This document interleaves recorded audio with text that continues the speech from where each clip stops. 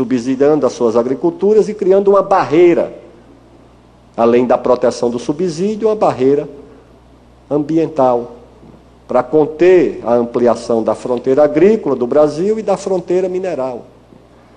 Financiam organizações poderosíssimas, ONGs que vêm da Alemanha, da Holanda, onde não exigem nada, não tem nem atividade ambiental na Holanda.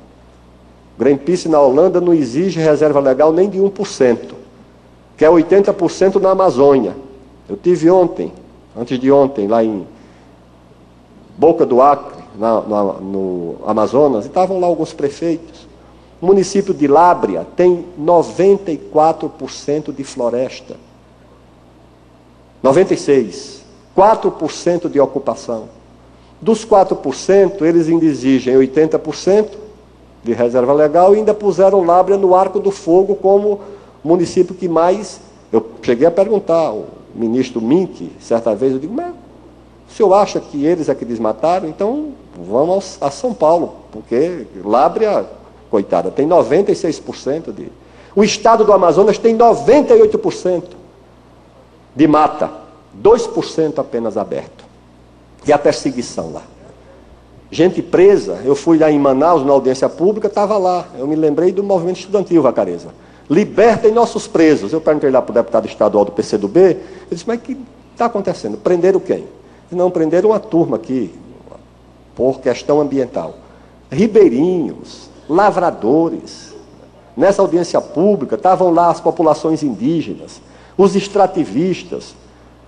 Fazem uma reserva extrativista para a pessoa recolher borracha ali, látex, com uma seringueira aqui, outra 500 metros, outra não sei o que. São Paulo tendo floresta de seringueira, já produzindo em larga escala. O homem não sobrevive do extrativismo, bota uma vaca ali, planta um pé de capim, 350 mil de multa.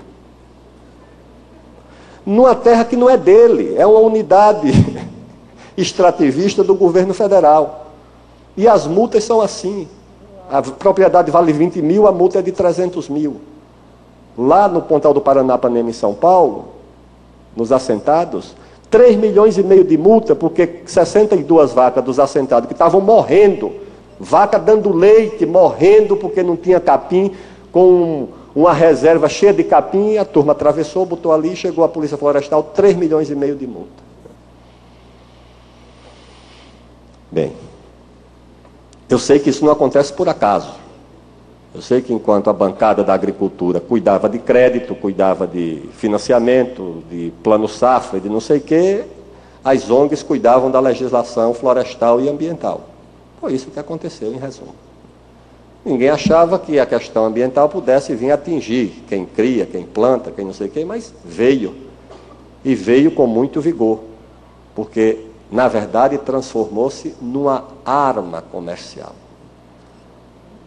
Os fazendeiros americanos têm uma associação muito poderosa, contratou uma equipe multidisciplinar de ex-assessores do governo Clinton, ONGs, e produziu um documento fabuloso, um documento que todos nós devemos conhecer.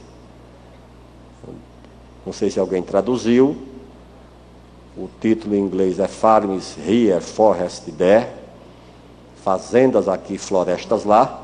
E o documento, muito bem elaborado, calcula item por item, estado por estado, os ganhos dos produtores americanos em madeira, em soja, em carne, se arrocharem a legislação ambiental no Brasil. E dito assim, com toda a franqueza, com toda a clareza, sem nenhum subterfúgio. E é a base desse documento para encaminhar o Congresso norte-americano e pedir providências para nos organismos multilaterais intensificar a ação da legislação ambiental como instrumento de guerra comercial e como subsídio indireto para a agricultura dos Estados Unidos e indiretamente também da Europa. Agora eu estava em Carazinho, lá numa reunião, e um grupo de deputados foi à Espanha e perguntou por acaso aos espanhóis, e a questão ambiental aqui? Os espanhóis disseram o quê? Não, isso é um problema que nós criamos para vocês. Aqui esse negócio não está sendo discutido. Falaram com toda essa franqueza para os deputados do Rio Grande do Sul que foram à Espanha. Conversando com o presidente da Associação dos Criadores de Portugal, ele me contou uma história fabulosa. Diz que em Portugal eles dão 300 euros por ano para cada vaca que seja declarada em pé e vacinada. É só uma declaração ao Ministério da Agricultura, e o governo português dá 300 euros. Na Holanda é muito mais. E por ser muito mais na Holanda, não se matou mais nada na Holanda. Ou seja, o negócio é manter a vaca viva e de pé. Isso deu um problema ambiental e o governo criou uma outra bolsa. Quem debaixa numa vaca vai ganhar mais do que quem informar que a vaca está viva. E essa bolsa vai até 2016. Aí o que é que os holandeses fizeram? Transferiram a vaca para Portugal. A vaca passou a receber 2 subsídios. Um na Holanda porque deu baixa, e outro em Portugal porque é uma vaca nova na mão do criador português. Então é na mão dessa gente que nós estamos, tentando sobreviver e enfrentar. E chegam aqui essas ONGs, assalariando executivos, com rede de comunicação, grande trabalho na internet, tentativa de atemorização. Eles acham que podem chegar aqui e intimidar o Congresso brasileiro. Fazem campanha, não, vou lhe chamar de exterminador do futuro, vou lhe chamar de motosserra. Um deles, presidente de uma influente ONG, chegou lá e por acaso, eu nem sabia, um deputado de Minas Gerais perguntou: o senhor por acaso tem uma propriedade no Pantanal? Ele disse: tenho. Quando ele disse, eram modestos 53 mil hectares dele. Ele disse que a família tinha mais também coisas nessa faixa dos 60 mil. Eu digo: e o senhor acha que não deve mudar nada no Código Florestal? Ele disse: não. Eu digo: e o senhor está criando boi lá no Pantanal? Ele disse: estou. Então o senhor está criando boi em área de APP. Ele disse: bem, para o Pantanal eu defendo que tenha uma adaptação. Então, é desse jeito. O que é que nós, então, podemos fazer? Primeiro, enfrentar, fazer um debate. Digo, essa questão não está relacionada ao problema dos agricultores ou dos pecuaristas. Não está. Se fossem agricultores do Canadá, da Austrália, da Holanda, esse debate não estaria existindo. Porque essa pauta não existe, esse debate não está presente nem na imprensa, não tem discussão sobre reserva legal e APP em nenhum país do mundo fora o Brasil. Existe aqui. Mas os senhores e as senhoras trabalham no Brasil. E o Brasil enfrenta essa pressão por ter opções que os outros não têm. E nós somos essa ameaça. Em 91, 92, quando o Renato Archer, não antes, ele foi ministro da Ciência e Tecnologia do governo Sarney. Ele comentava a expansão da agricultura e da pecuária no Centro-Oeste, no Cerrado. Ele fez a seguinte observação: isso é muito bom para o Brasil, mas vai dar muito trabalho para a nossa diplomacia. E teve, de fato, uma visão profética do que nós estamos enfrentando.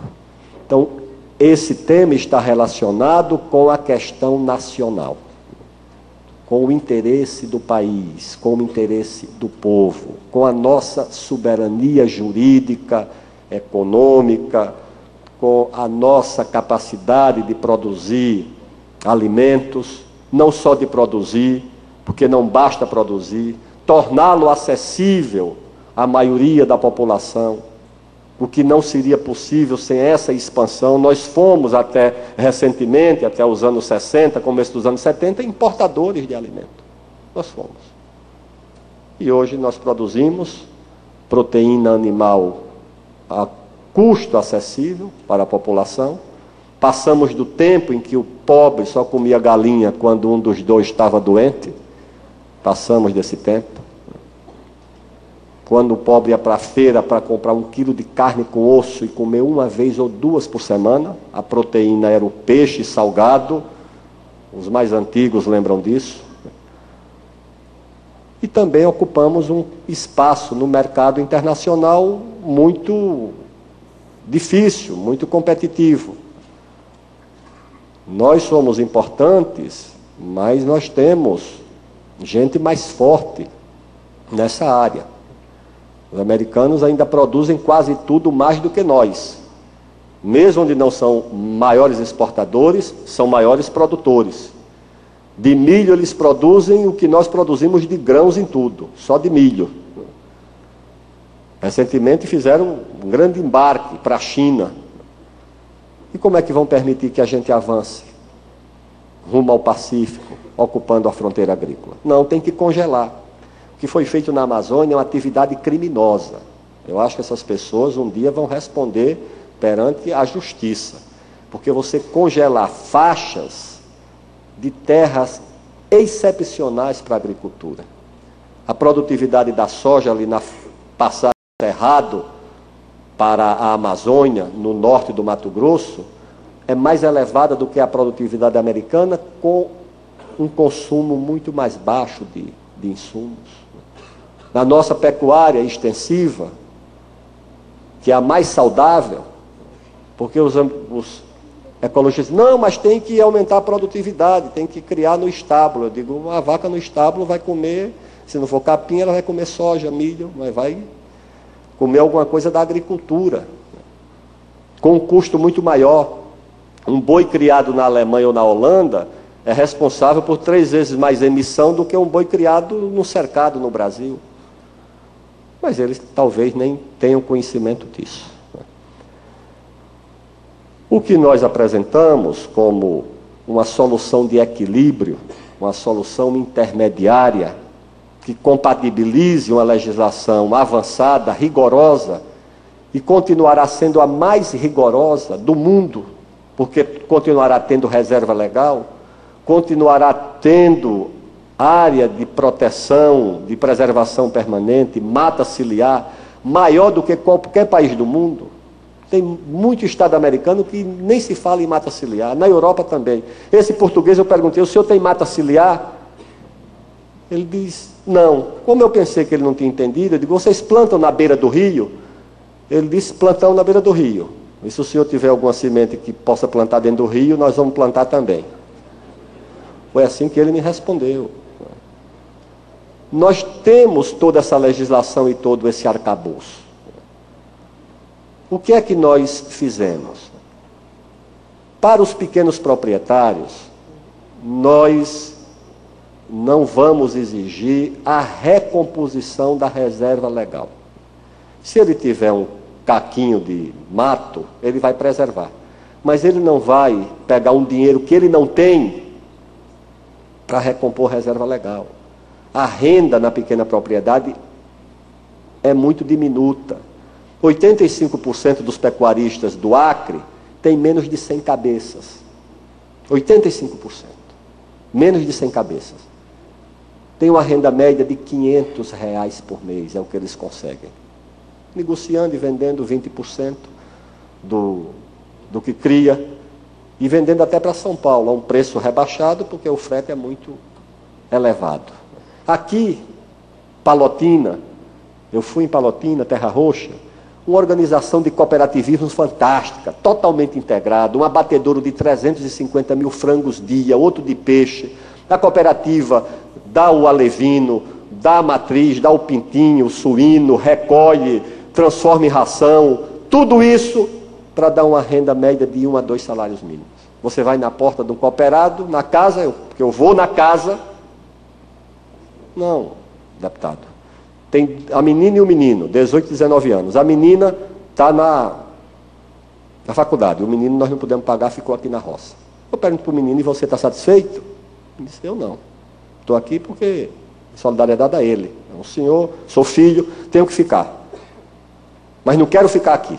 Isso aqui não tem futuro, isso aqui não tem perspectiva. E quando eu vou para a cidade, que as moças sabem que eu vivo na roça, não querem nem conversar comigo.